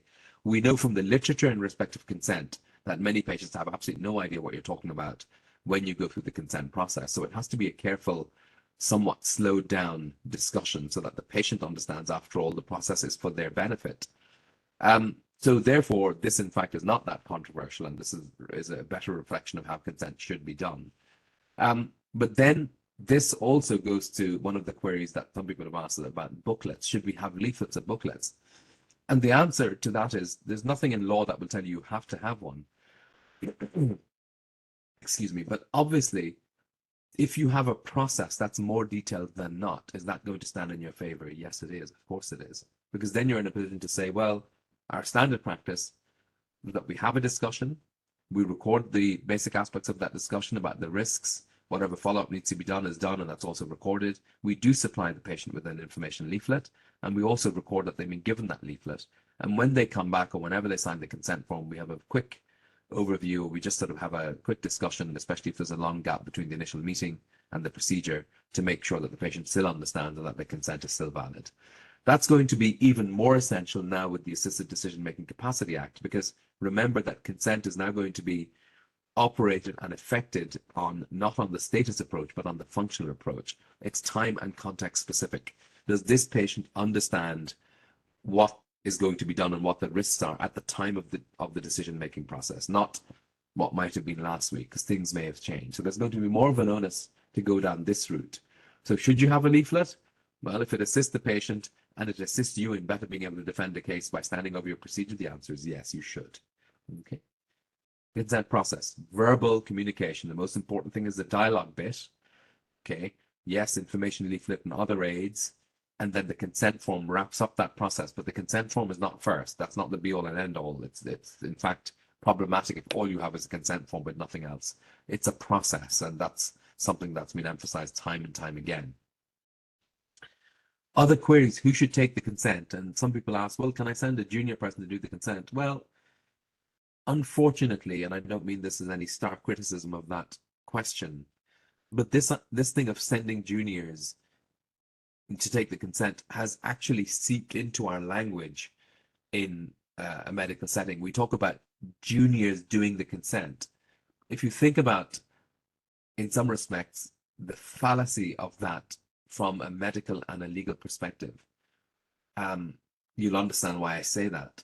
But more importantly, it goes to the fact that we misunderstand what consent is about. If consent is what we just talked about, a discussion between the doctor and the patient, empowering the patient to understand the risks, you understanding the patient's perspective, because it's now the reasonable patient test. That is the test in law that you have to use so that you can supply the patient with the material risks. The material risks are going to be those risks that the patient regards as material in respect of the procedure. And then the patient's ability not just to say yes. If all they can say yes, if all they can do after the consent process is to say yes, that's not a choice. They have to have the ability to forego the treatment. That's truly a choice when you're able to say, well, thank you very much, but on foot of that, I've decided not to take the risk. That's consent. But if you're going to get to that end result, you can't send a junior person to do it, because the question you need to ask yourself is, but if that junior person, so let's say if it's a new registrar on day one or a new trainee doctor, a junior doctor on day one of their shift, is this the person that's going to go to the patient who's about to undergo a resection of a glioblastoma tumor? Is this junior doctor actually going to be in a position to answer any question that the patient may ask them? And the answer to that is no, they're not. And that's why the HSE policy in the latest iteration and in the previous iteration made it quite clear. Who should seek consent from a person? The healthcare worker who is providing a particular health and social care intervention is responsible for ensuring a person has given consent for what has to be done. Down to the blue box. Delegating the seeking of consent to a healthcare worker with inadequate knowledge of an intervention could mean that informed consent is not obtained. Very simply, because even if that inexperienced individual is asked a question by the patient, they will not be in a position to answer it. And if they can't answer the issue of material risks, that is not an informed consent. So your question, can I send a junior to take the consent? I do it all the time. The standard part, we don't have time. The answer to that, if you're asking me, should I do it? The answer is no. Unless that person clearly has knowledge and the ability to answer the questions because they know what the material risks are going to be or what's going to occur, they can't do that, then they shouldn't be the person taking the consent. And the HSE guidelines are quite clear in who is responsible to take the consent. Okay, and I can't really be clearer than that. What should you disclose? Again, I'm not going to get into a detailed discussion. This is not a lecture about consent. We have case law now indicating quite clearly that at the moment, the mechanism of the disclosure of risks is the reasonable patient test. And what that means is that the reasonable patient test, the patient is a person who places considerations on what is a material risk. Okay, and a material risk is defined as not just something that's statistically probable, but also something that the patient is going to regard as material. So you have to look at the full spectrum of what a patient might attach significance to. So the HSE guidelines translating that, again, reflect what the common law has said, and then go on to say, if you look at the middle bit, common, even minor side effects, complications should be discussed, as should serious adverse outcomes, even if rare and remote. These include death, permanent disability, permanent disfigurement, chronic pain, the need for continuing medication, treatment, medical equipment. Again, if it's so remote that nobody would put a materiality to it, you're excused from disclosing that type of risk because it may deter the patient from going ahead with things. But generally, you should disclose anything that you think the patient would regard as material. The only way you'll know whether it's material for a patient is if you understand the patient's perspective. So I often give the example, if I'm a concert pianist and I've injured my right hand, there's some nerve damage. In order to fix my right hand so that I can go back to playing my piano to a perfect degree, there is a procedure, but it has a very high risk, a 70% risk of going wrong. And if that risk happens, if things go well, I'll be able to go back to playing the piano. But if things don't go well, there's a chance I could lose total movement in my hand. Obviously, if you don't understand or bother to look at the record or talk to your patient to understand that they're a concert pianist, you're not necessarily going to understand what I might regard as material. And therefore, I'm going to be deprived of the choice of being able to say no because you don't understand my perspective. And the reasonable patient test forces practitioners to look at the position of the patient and say, well, actually, clearly to this patient, the discussion of these risks is going to be very important because that has a ramification for this patient. So that risk has to be disclosed. And this is what the HSE says about that. So again, in terms of just going back to medical records and consent forms need to be filled in properly where the consent form itself can be filled in properly. If it's a bog standard consent form, which is of little help to patient or doctor, you should probably go back to trying to look at those. People do not like the idea of layered consent forms, too difficult, too much time, and the literature tells us patients don't pay attention to them. But that's because the literature also tells us that we have spent far too long, and this is consistent across jurisdictions, obsessing with consent forms as opposed to the discussion. The courts, Montgomery in the UK has, it's taken a Supreme Court to come back to say to doctors that your primary duty is to discuss risks with patients, talk to your patients. Okay, that's the primary form of communication that underpins the consent process. Then you need to make sure it's backed up, leaflets, information, consent forms, and you need to document the discussion of the risks as we discussed before. So you listen to your patient, you carefully record their history. The law does expect a high standard. You carefully communicate with the team, you carefully record that communication. You communicate with patients, with other professionals, you give clear instructions. If it's to other professionals, if it's periphery care, if it's referred care, you need to record that as well. And you need to document instructions given to a patient, because otherwise that's going to come back to haunt you. Clear documentation of reports and records. And if you have any doubts, you seek clarification. Okay, those are the things that we learn. So then, again, this is taken from the article that I provided. And it's not an absolute checklist. There's no such thing, but it's a checklist of certain things you should be asking yourself when you look at your, let's call it your medical record practice. So let's just go through these. And it's a gentle reminder of the types of things that you might, just question mark. Are you keeping a record of the patient outside of what you consider to be the formal record? So logbook, notepad. Are you asking, your colleagues about certain issues on WhatsApp in relation to any patient? Do you have information about patients on anything other than the traditional medical record? Is clinical information relevant to treatment, diagnosis, and care of the patient? Is it being recorded by secretarial staff? This is a very interesting situation. We had a very interesting case that was settled. One of the issues that arose, and I can't get into too much detail about this, is the fact that a secretary witnessed a critical event in the consultation room, just outside the consultation room. And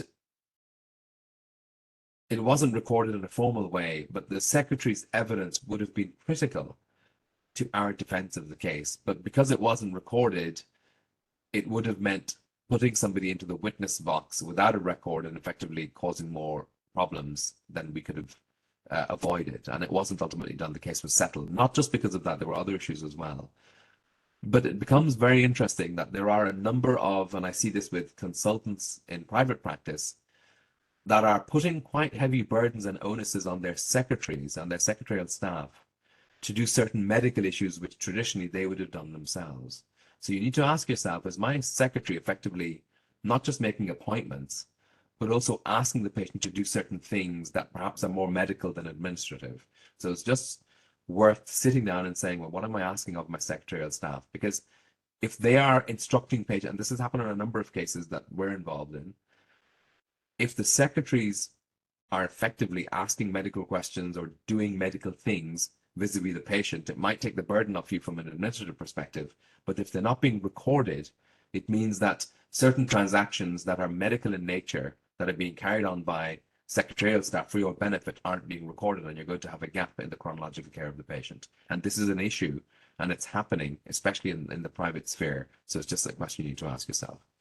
Do you keep a written record of your transaction in consultation with the patient? Do you simply dictate a follow-up letter in relation to your consultation with the patient's GP?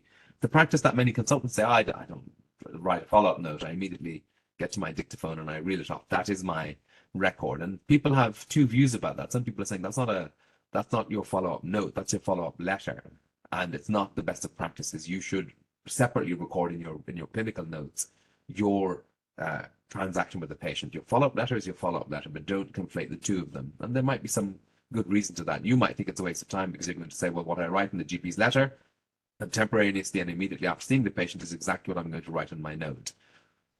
If you decide to go down that practice, you have to be able to stand over it. Okay. The consent process, we've discussed this, and I don't have to keep asking you again, but again, if a material risk is discussed subsequently and happens, are you able to convincingly provide evidence that the risk was actually discussed?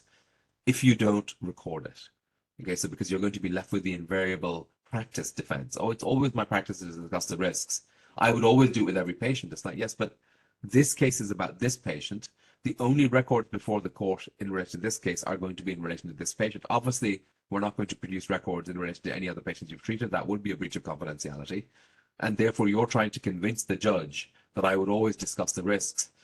You're hoping the judge will believe you, but that's not really the way that you're going to progress with litigation. That's not really strong enough to move forward. Are you recording sufficient details of your consultation with your patients? Are you including information about safety netting, which is a huge issue that arises again and again, especially in GP practice, for example? So again, telling a patient they should return. Well, do you record that? Or you simply say to the patient, listen, I'd love to see you in 2 weeks, and then you don't record it, the patient doesn't turn up, there's no follow-up, the patient falls through the net, which is why you need the safety netting in the first place, and you look back over your record, you're like, no, but I'd always say to the patient to turn up. It's like, well, you might say you always say that, but you haven't recorded it. What do you record in relation to discharge plan, follow-up plan, and safety netting? Okay, so you need to ask yourself, how am I dealing with the patient at the end stage of their care just before discharge and post-discharge? Are you recording what's done in relation to laboratory reports? Any tests ordered by you? This is another huge issue. Oh, who ordered the test? If it was you, where is it written down? Okay, because otherwise we don't know where the test was ordered, who was in charge of the patient. That's the case we're dealing with currently where this is an issue, and we're going to have possibly some difficulties in relation to that very issue. Is your practice to contact patients on the receipt of a test result? The usual default practice is, well, if there's a problem, I contact the patient, otherwise we don't contact patients, leaving patients worrying about what has happened. Okay, and you need to look at that practice and the recording of that practice. Okay, follow-up instructions, informations, I've already discussed that. Okay, do you record information received by individuals other than patients? So for relative calls or rings, how do you deal with that? And there's case law about this, the Collins case going back to 2001 with the Supreme Court, about a family saying, well, I rang the GP 3 times and told them periphery information, and it doesn't seem that it was taken into account. So do you record that information? Do you ensure the use of abbreviation standard, again, time, date entries, etc., etc.? Okay. Ultimately, and this is the last bullet point, if an independent party, a third party, came to your practice, would you be happy for them to open the records and say, listen, read any page you like, and I'm pretty sure you'll know exactly what my transaction with the patient was? That's the kind of self-check test. If a third party who has no involvement with the patient can read this and say, I understand everything that's being said here, then you're probably doing a pretty good job. Whereas if the third party is looking at this and going, I have absolutely no idea what you were doing with this patient, it doesn't make any sense, I don't understand the records, if I can't read them, and I don't know what's happening. Well, that's the same attitude that an expert is going to have when they see your records, and it's probably an attitude a court might form when they see your records, because that's the ultimate third party to whom we are all accountable. So, things to think about in our final analysis. What's a medical record? What does it contain? What should it contain? What's the purpose of the record? What's the importance of keeping a record? How long they should be kept for, retention periods? Again, the HSE deal with these in their guidelines. I don't have to get into that. What's their importance for legal issues? I hope that we've looked at that and discussed that. And I think that neatly and happily brings us to 12:30, which is the window of opportunity I've been given. So thank you very much, everybody, for your attention. And again, my thanks to the team for their very kind invitation. I'm happy to take any questions and as much as I can answer anything. So thank you very much, everybody. Thank you very much, Asim, for just an enlightening presentation. I think it just brought just a lot of the very important messaging for us around documentation, something that comes up in open disclosure all the time as well, about document book disclosure, was our plan today to include a section on document open disclosure, but we decided we're going to do a follow-on webinar now next month on just that part, specifically that documentation piece. I think there's so many questions, you're not going to have time to deal with them all, but maybe just a couple of things are coming up around electronic records and retrospective entry on electronic record, and what do you feel about consent and being done electronically and documents being signed electronically? Any guidance on that piece? Yeah, so thank you for those questions. They're anticipated. Again, the vision of the future, and this is the HSE's vision, and probably every health authority's vision, is that we move to a world of electronic records. The reasons are obvious: accessibility, interoperability, quick access to patient information wherever a patient might be. And so the old-fashioned way of actually having to go to an archive and dig out a manual record are consigned to the past. The purpose being that we can treat the patient safely, properly, and appropriately. And we all understand that. The downside of it, and I have colleagues who primarily do plaintiff litigation, and I'm hearing this more and more, and in fact, possibly it was recently said at an inquest as well, is that some of the electronic records, because of how they're designed, as opposed to how people are entering information, do not allow for an appropriate narrative of what has happened to the patient. It's like a bullet format entry, and it doesn't give you a picture. It gives you information, but not a picture. And it depends on which electronic record you look at. I've seen both examples, some examples of really very detailed electronic records, which have not necessarily acted in our favor because they tell you things you didn't want to actually see, only because they were accurately recorded. And other ones where it's quite right, it's quite difficult to try and see a picture of what's happening. But I'll simply say this: I suppose there's a few things here, and we could have a whole other session about electronic records and what's coming up in the future. If the recording in a manual record is poor, it doesn't serve us well.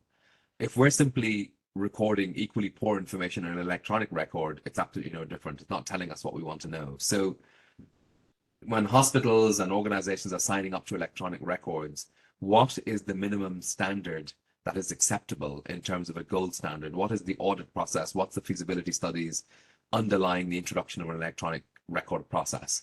Has it been pilot tested? Has it been appropriately looked at in terms of its acceptability to a court of law? And has the appropriate testing been done? I don't know. I don't know the answer to that. But those are certainly some of the questions that have been asked, because there are enough practitioners now questioning some of the electronic records. They tend to be, some of them are poor. They're not recording information as you would like to see. Now, some of that is going to be perception, because we're only getting used to a life of electronic records.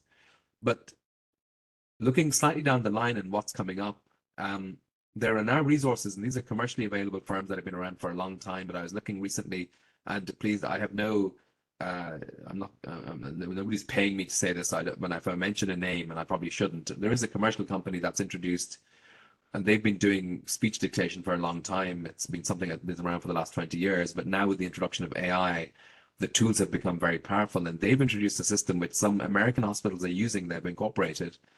It's an artificial intelligence system with a human backup system. And effectively what happens is, I'm the doctor. I come in, I switch on a button. It's an artificial intelligence microphone on the wall. And I say, open record Angela Teisel. An electronic record is opened. I don't write anything down. I speak to the patient, and I switch on either my mobile phone or I allow this microphone system to record the setting. It uses the speech dictation technology that is very powerful now to record everything we say. That is then transcribed automatically into a pre-formatted electronic record.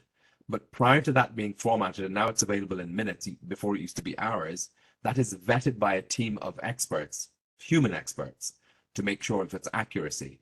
So the recording is cross-correlated with the transcription, and the transcription is made available in a few minutes. The doctor writes nothing. They press the record, it prints out, and there you have your and we've had this discussion before, Angela, about when I ring a public service, the first announcement you get on the phone is this conversation is being recorded for quality control purposes. And what most people don't know is I can ask for the transcript of that conversation. I can ask the bank and say, well, I don't know. You tell me you have the transcript and I want it, and you're entitled to it as a consumer. So if we were to move, so what's coming down the line is going to be more powerful ways of recording everything. And I suppose the question that arises, and it's not necessarily for this day, and this is slightly off the cuff, I suppose, is in literally in a matter of years, if not before that, we're going to have the ability and technology to fully record the entire patient-doctor consultation. Certainly the sit-down consultation will be recorded, and possibly the technology will exist to do even more. And is that in fact the way we should move, as opposed to this laborious difficulty of spending money arguing over what was said, what was not said? Simply move to a position and pilot this, and somebody somewhere will undoubtedly do this, and I'm sure it'll be somebody in the HSE, to say we're going to pilot test a full recording methodology. You get the consent of the patient, everything is recorded, and if there's a doubt about what was said, everybody has given their consent, we can just play the tape to the judge, and he or she can listen to this, and we all know exactly what was said. And some people will balk at that. Oh, you know, again, the usual discussion of practitioners saying, well, what about my privacy? Medical privacy is not privacy in favor of the doctor or the nursing staff. It's in favor of the patient, but it's for the benefit of the treatment of the patient. And if none of us have anything to hide, then, you know, if it's said, it's said. If I say something slightly flippantly, you'll hope that an honest review of that comment will be taken with the appropriate weight with which it's said. So is that the future that ultimately we're going to go towards? Maybe we already all know that. And it's just that finally the software now and the technology is now so powerful that we've caught up with some of the concepts and some of the software. We know this is probably going to happen, and perhaps the quicker it happens, the better. The issues that arise with that arise with electronic records as well. So the transcription from manual to electronic records, if a mistake is made in the transcription, what is the evidential weight of that mistake? So likewise, if I record my conversation through some sort of AI system, if there's a disagreement, the patient says, that's not what I said. I remember what I said. Is the recording something we can rely on? Is the vetting system behind it available? And the thing is, a lot of us make huge arguments about this, but many of you won't know. Thankfully, you don't have to. For example, us as barristers, everything we say is recorded on a digital audio recording system. It's known as the DAR, the digital audio recording system. And very occasionally, but it does happen, there is a dispute between the parties as to what was said by counsel to the judge.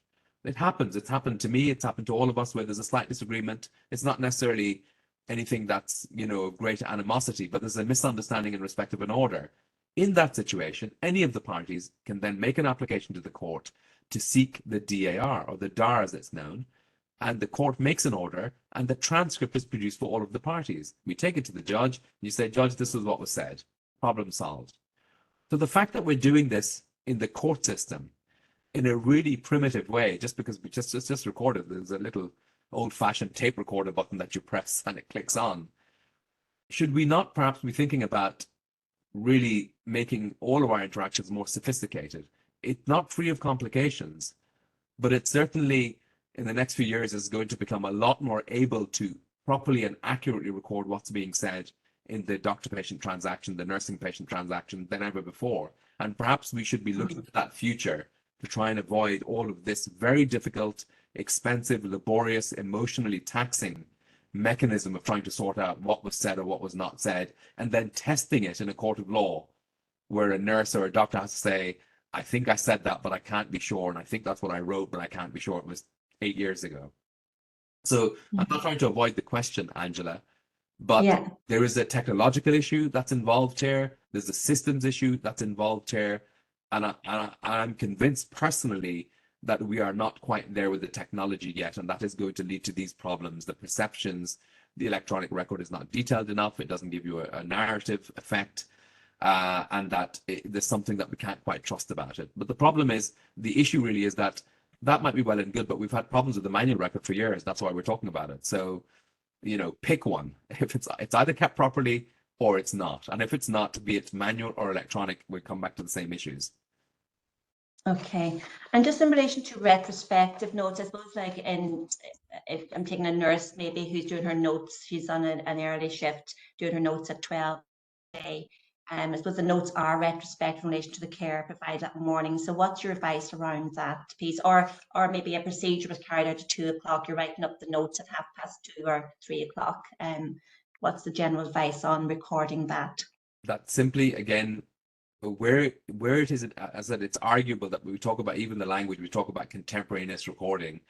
Contemporaneous simply means immediately thereafter, whatever that means. Do you mean 30 seconds? Do you mean 1 minute? If it's 10 minutes, does it become retrospective? You know, so we could have all of these sort of pedantic and semantic arguments. But as I say, as soon as is possible thereafter is the default rule. The longer you keep it, the more problematic it gets. But whatever the time may be, you need to record the time at which you record when you saw the patient and when you recorded the note. As I say, the longer that gap, the more it's open to scrutiny, because somebody will say to you, but can I just ask you, how many patients did you see between 9:30 and 12 o'clock when you wrote the note? And then the nurse or the doctor would say, yeah, I probably saw about 30. And it's like, well, can you be sure that what you've written is accurate? I'm entitled to ask that question as an examiner or a cross-examiner. And this, in fact, happened at an inquest recently, where the retrospective note written by the consultant was written at midnight, about 6 hours after the patient. And not improperly, but properly, because the doctor said, but simply the pressure is so much that I couldn't write it contemporaneously. But unfortunately, something was missed. And that missing thing was the essential crux of the entire case, the inquest, the litigation afterwards, an internal inquiry. And that's precisely the question that was asked. But how can you be sure what you wrote was accurate? Because it wasn't. So let's say, all I can say to you, because I can't give you a definitive answer, well, 10 minutes is acceptable, is that the default rule is that you write up the note contemporaneously. The longer you leave it after the transaction, the more problematic it is in terms of scrutiny. That doesn't mean that if you write it up after 20 minutes, you won't write it accurately. But obviously, if you've been called to 10 emergencies in 2 hours after seeing a patient, it's hardly rocket science, and it hardly takes a lawyer to suggest that your memory, may be compromised after 3 or 4 hours, especially if you've been on a long shift. Then you may miss something. That's just a matter of fact. So that's as far as I can take that answer, Angela. Okay, that's fine. That's fine, Asim. Thank you very much for that. And Asim, I'm not really sure whether you can comment on the next question at all, but I'll just bring it to you from the chat. It just says, and Lorraine might assist with this one as well, maybe. It says, can you comment on the mismatch between the incident management framework policy related to incident reviews and the concept of a just culture in the management of incidents? And then the judgment last week by the Court of Appeal related to the handover of all information related to an incident review. So I know it's a current case, as we're not putting you on the spot at all with this, but if there's maybe just any general response you'd have, or maybe Lorraine either. Well, I suppose I'm very happy to answer it in the best way that I can. And again, it's going to sound quite lawyery with the usual disclaimers involved. So number one, obviously, the judgment has just come out from the Court of Appeal. That judgment overturned a finding of the High Court. It's the O'Keefe decision involving the hospital. And very simply here, there was an internal inquiry. The plaintiff, the patient on the death of a child, of a baby, requested to see the investigation, the incident review information. And in the High Court, it was simply argued that, look, these are confidential. They're taken. These incident reviews are done on a confidential basis. Again, it's a safe space for individuals. People are given some sort of an assurance of confidentiality. In other words, they won't be revealed. The High Court accepted that and found that that information was not discoverable. And the Court of Appeal overturned that. And this is where the disclaimer comes in. And that, number one, the Court of Appeal examined what was the evidence before the High Court. And what was indicated to the High Court was that this was an incident review carried out under HSE guidelines. But when the Court of Appeal looked at what the evidence was, it found that there was no factual evidence before the High Court that in fact it was a clinician-led review. So therefore it said the High Court couldn't have made a factual finding on that because there wasn't actually evidence before it. The problem with that case was that even when that evidence was suggested to the High Court, it wasn't opposed by counsel for the plaintiff. So it wasn't disputed. Usually, if you make a submission to the court and the other side disputes it, the court can then make a decision on the dispute. That wasn't done. So the Court of Appeal was in a difficult decision. But in the first instance, I suppose what the court was saying was that the argument that confidentiality should be protected because of a policy decision based on the concept of confidentiality, that evidence was not factually before the High Court. That's number one. Number two, in the conclusion of its judgment, in fact, the Court of Appeal does express a surprise that the hospital would try and not disclose this information and it specifically mentions open disclosure. It quotes from the Medical Council guidelines, it quotes from the open disclosure policy, and it states that in a culture now where we have open disclosure, but it specifically mentions that those guidelines are ethical, not legal. The court found it surprising that an argument would be made that something that was part of a review would not be discoverable or disclosable, or would sought to be not disclosed. So the lesson from that is simply this, and that's all I'm going to say about it, because it is open, is that this, I don't know if it's going to be appealed or not. Secondly, because of the evidential deficits before the High Court, is this the right case upon which to pin any color to a mast? I don't know. And thirdly, there is a disconnect, of issues here. So all I can say to you is that prior to the decision of the High Court, what was the law? And the law at that stage was that effectively, unless something was properly excluded from discovery, in other words, it was legally privileged, the assumption you had to make as a practitioner was that anything you said, did, or that was recorded, whether you were given an assurance of confidentiality or not, was discoverable in a court of law. And that's the thing that people have to remember. The assurance of confidentiality that anybody is given is not an assurance that it's not discoverable. That's a misunderstanding, and nobody gives you that assurance. The HSE doesn't give the assurance, and I'm quite sure that an incident review team does not say to a practitioner, by the way, a court will never see this. That's never, it's an assurance of confidentiality in an internal setting. But the test for confidentiality and the test for discovery are two separate things. Just because something is confidential does not mean it's not discoverable. If that were the case, no medical record would ever be discoverable. We know that's not the case. So the court gives weight to something that's confidential. The court will give weight to a process that's confidential and in the public interest. Ultimately, the question for the court is whether or not it is relevant and necessary for the administration of justice for this thing to be revealed. And it will take into account confidentiality, but unless confidentiality absolutely trumps those other considerations, it will be discoverable. And it was before the decision of the High Court. And that's as much as I can say. So anybody who is laboring under what I would say is a misapprehension that if I'm told it's confidential, a court won't see this, that was never correct. And in fact, it hasn't been correct since about 1998, when we had a previous Supreme Court decision, Gallagher Stanley and the National Maternity Hospital, where an incident review, a statement written by the midwives, was found to be discoverable because it had two purposes. One purpose was litigation, but the second purpose was learning from the birth of the child and the issues that arose in that case. And the court made it quite clear that the only things that are not discoverable are those that are privileged. The only thing that's privileged is that which is created for the sole and dominant purpose being the contemplation of litigation. Okay, and a serious incident review, the dominant purpose is not litigation. There's another purpose to an incident review. So that's what I would say, and I hope that doesn't sound like too legal an answer, but I would say keep an eye on this space, because the argument about not disclosing information about an inquiry, I'd say this will come up for discussion before a court again. Thank you very much, Asim. I don't know, Lorraine, did you want to add anything there, or do you feel Asim's covered it?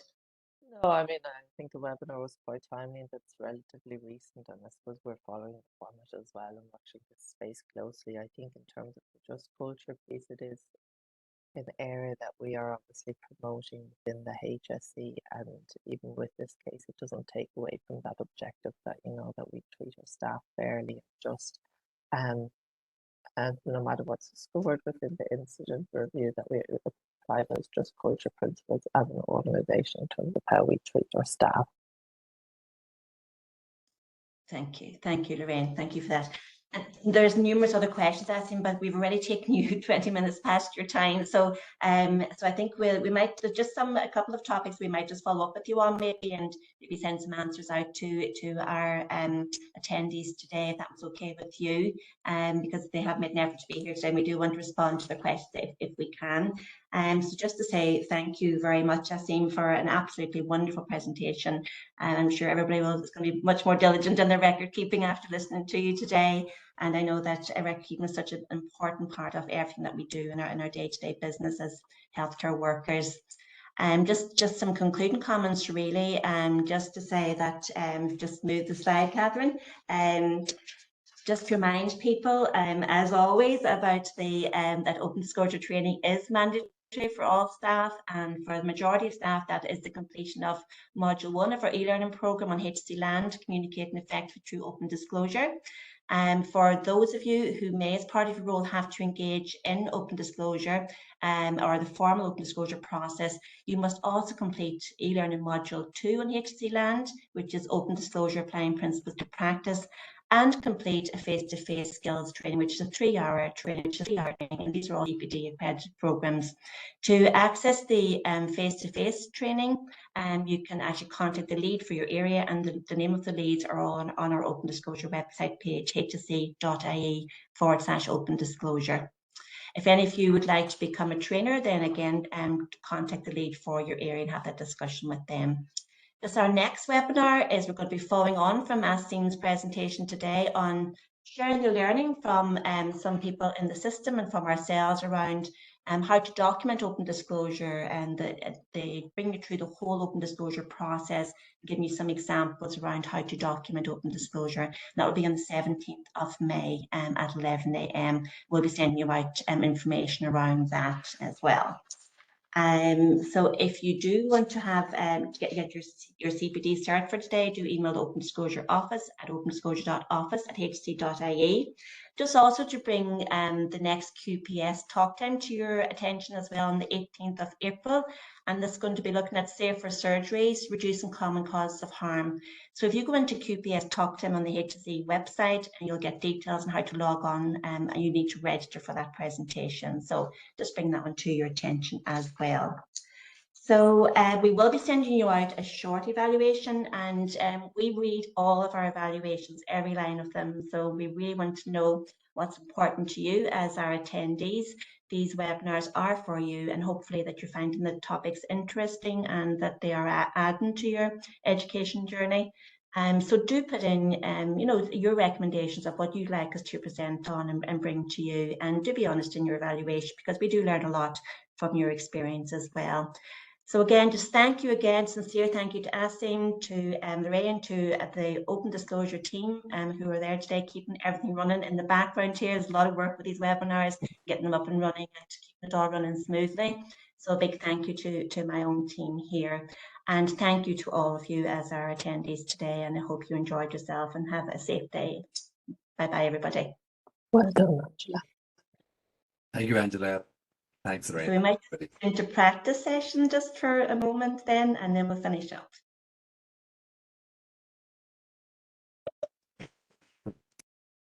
End practice. Meeting recording resumed. Record. Stop. You've started recording again, have you, Sandra? Stopping. She's stopping it.